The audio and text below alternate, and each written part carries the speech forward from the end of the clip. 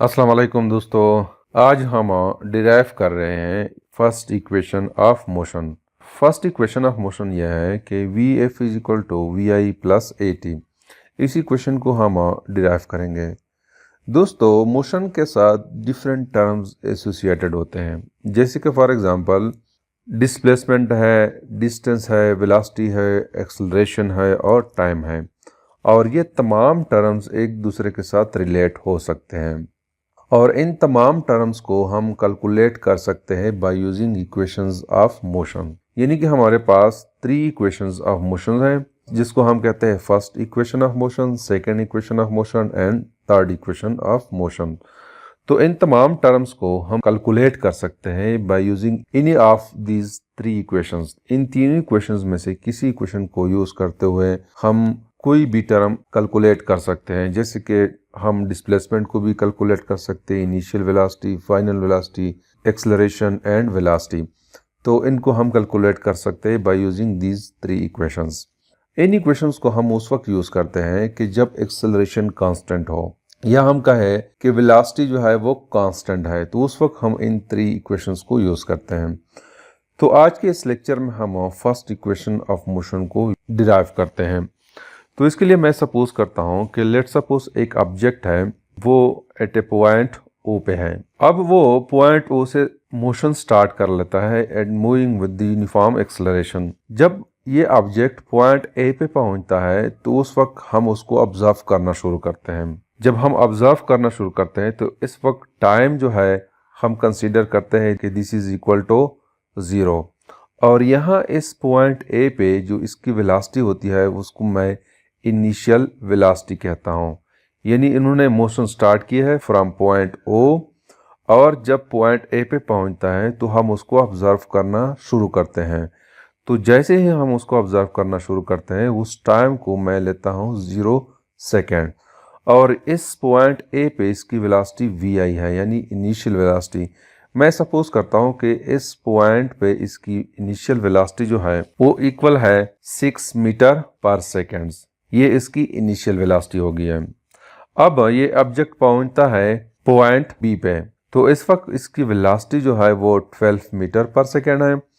और यहाँ पे टाइम मैं कंसीडर कर रहा हूँ कि टाइम जो है this is equal to 1 seconds. इसके बाद वो पॉइंट सी पे पहुंचता है, तो पॉइंट सी पे मैं कंसीडर करता हूँ कि इसकी वेलोसिटी जो है वो 18 मीटर पर सेकेंड है और टाइम जो है वो t is equal to 2 seconds है। और उसके बाद फाइनली वो पॉइंट डी पे पहुंचता है। तो जब पॉइंट डी पे पहुंचता है तो यहाँ पे इसकी वेलोसिटी जो है वो 24 मीटर पर सेकेंड है और ये वेलोसिटी उसकी फाइनल वेलोसिटी है, जिसको मैं रिप्रेजेंट करता हूँ वी एफ से। और यहाँ पे टाइम को मैं कंसीडर कर रहा हूँ कि टाइम जो है this is equal to 3 seconds. तो इस जर्नी को मैं ग्राफिकली रिप्रेजेंट करता हूँ, यानी ये वेलोसिटी की वैल्यूज और टाइम की वैल्यूज का मैं एक ग्राफ ड्रा करता हूँ बाय यूजिंग एक्सेल। यहाँ पे आपको नजर आ रहा है कि जब टाइम 0 है तो उसकी इनिशियल वेलोसिटी 6 मीटर पर सेकेंड है, और जब टाइम 1 सेकेंड है तो वेलोसिटी उसकी है 12 मीटर पर सेकेंड। सिमिलरली जब वो फाइनल पॉइंट पे पहुंचता है यानी वी एफ जो है उस वक्त 24 मीटर पर सेकेंड है और टाइम उस वक्त 3 सेकेंड होता है। तो इन वैल्यूज के दरमियान मैं ग्राफ ड्रा करता हूँ bye selecting all these values, और यहाँ पे इंसर्ट में जाके ये स्कैटर ग्राफ जो है मैं ड्रा करता हूँ। तो ये जो है हमारे पास इसकी वैल्यूज आ जाएंगी, ये पॉइंट्स आ जाएंगे। अब इसका मैंने लाइन ड्रा करना है, तो यहाँ पे जाके हैंड लाइन, तो हमारे पास उसका ग्राफ ये आ जाएगा। तो ये उस जर्नी का ग्राफ हो गया।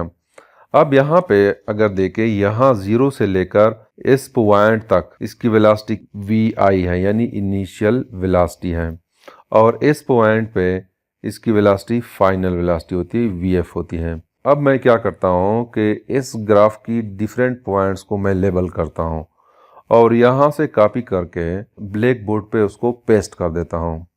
तो ये वही ग्राफ है, ये जो हमारे पास एक स्ट्रेट लाइन आया हुआ था, और यहाँ से 0 से लेकर ए तक उसकी वेलोसिटी है, उसको मैं कहता हूँ इनिशियल वेलोसिटी, यानी ओ ए जो है this is equal to initial velocity of the object, यानी यहाँ पे O से लेकर A तक है।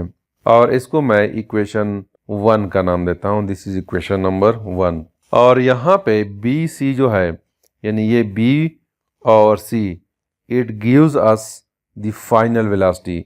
जैसे कि यहाँ पे इस जर्नी में O एंड D ये फाइनल वेलोसिटी है, ये O से लेकर D तक जब ये मूव करता है तो यहाँ पे इसकी वेलोसिटी फाइनल हो जाती है, यानी 24 है। तो यहाँ पे इस ग्राफ में मैंने OD को मैंने रिप्रेजेंट किया है बाई B एंड C।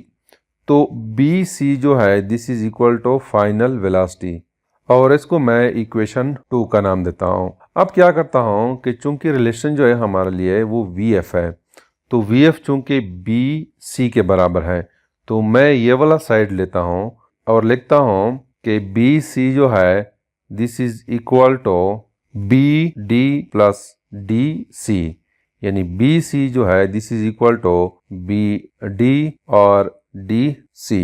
अब यहाँ पे अगर हम देखें ये OA this is equal to DC, यानी OA जो है this is equal to DC।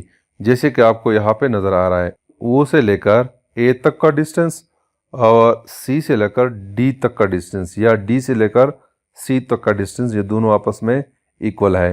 तो लिहाजा मैं कह सकता हूँ कि OA जो है this is equal to DC। अब according to equation 2 BC is equal to VF, so मैं लिख सकता हूँ कि VF is equal to BD plus OA जो है this is equal to DC। तो यहाँ पे मैं लिखता हूँ कि DC is equal to OA, और इसको मैं लिखता हूँ कि VF is equal to BD और OA जो है this is equal to VI, यानी इनिशियल वेलोसिटी।